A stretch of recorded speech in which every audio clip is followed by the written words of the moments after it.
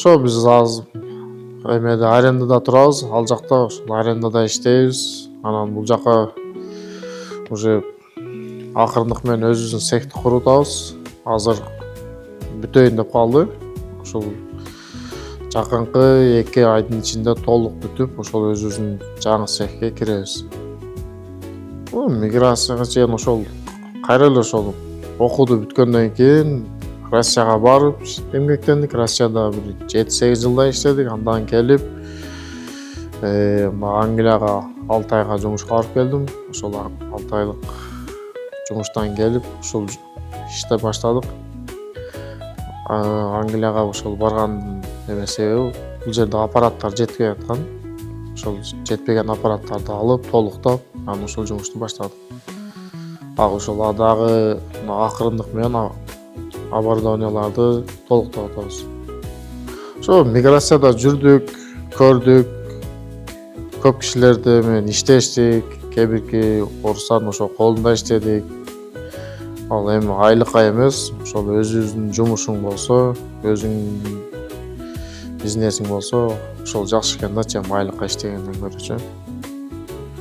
Ошол жумушту биринчи баштаганда пекарниди ачканыбызда бизде продукциялар аз эле болгон. Бир тандын 1-2 түрү, ошол булочка, кекс, ушундай эле аз продукция менен баштаганбыз. Оборудованиябыз дагы азыраак болгон.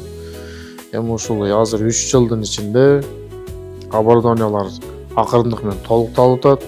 Дагы ошол 1-2 аппарат калды.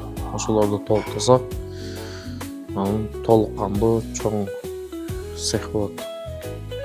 Бул жерге келгенде, конечно, эми поддержка, анан жер, арендага помещение, ошол помещение издегенбиз. Ошол кыйын болду.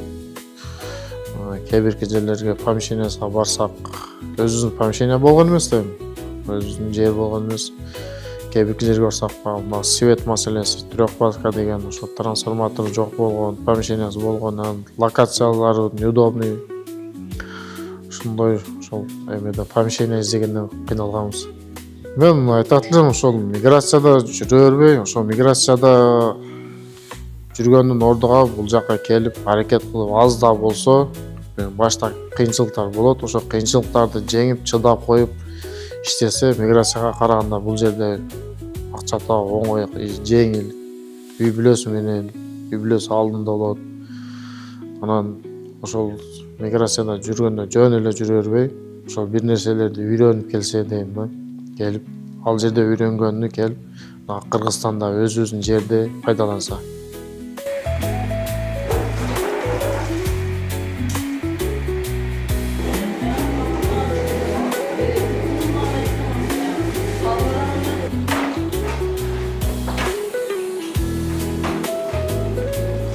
Бул ошол упаковочный аппарат.